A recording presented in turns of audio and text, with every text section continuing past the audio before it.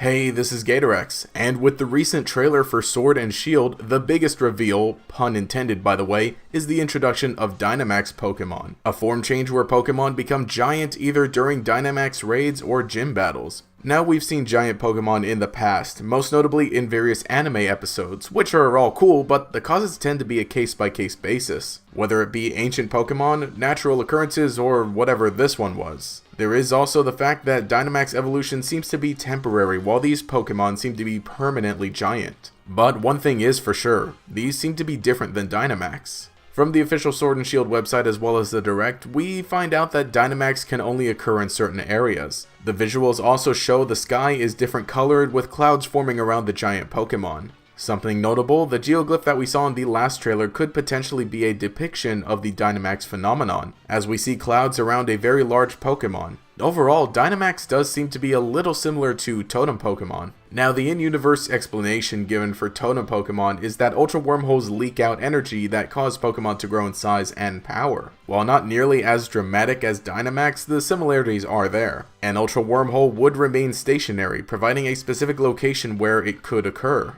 The power boosts from Totem Pokemon and Dynamax Pokemon do visually resemble each other, but I'd say that's about where the similarities end. The question is, would Ultra Wormholes be built upon in Sword and Shield? And on top of that, Totem Pokemon are only slightly bigger, while Dynamax Pokemon are literal kaiju. You know, there is one other place we've seen giant Pokemon, and it actually happened pretty recently. Now, spoilers for Detective Pikachu for the rest of this video if you haven't seen it. At one point in Detective Pikachu, Tim, Lucy, Pikachu, and Psyduck make their way to a hidden laboratory where they find Pokemon that have been experimented on. Among them are several mountain-sized Torterra. RJ Palmer, the concept artist for the movie, shared some photos of Torterra on Twitter, later pointing out the similarities to Dynamax. Really, this has about as much of a connection as the other anime examples do, and especially with the fact that the movie was mostly made by Westerners who are very far removed from the development of Sword and Shield. But this coincidence is still uncanny, especially with how closely these two were revealed. With these Torterra, they were genetically enhanced through who knows what, and Dynamax Pokemon are regular Pokemon that have a near magical reaction to something that causes them to instantly grow in size.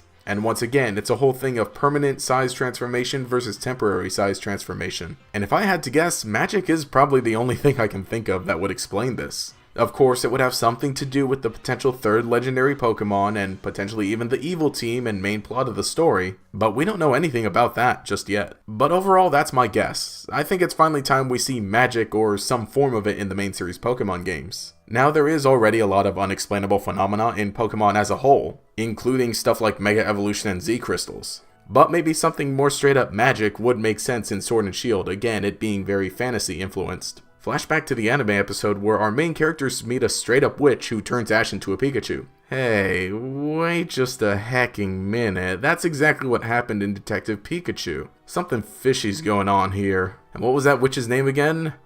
Alright, now we're just being messed with. With all that said, I'm curious to see how Dynamax will play out in these games. I can't really even make heads or tails of this, but let me know what you think. What exactly is up with Dynamax, and what do all these coincidences mean, if anything? Leave a comment below, and we'll continue the discussion down there. Like I said, pointing out connections to previous giant Pokemon in the past is a cute little thing to do, but it's very obviously different from Dynamax. But anyway, if you enjoyed this video, I'd also like to remind you to check out Gatorex Plays, where I post gameplay videos as well as my podcast every 2 weeks. Working on a new full playthrough of something pretty spicy, so that'll be fun when that comes out, hopefully next week. If you enjoyed the content here, remember to leave a like and subscribe to show your support. You can enable notifications by clicking the bell icon next to the subscribe button. This will make sure you see each new video as it comes out and will make you a member of the giant Dynamax Chingling squad. Oh gosh! Anyway, this has been Gatorex.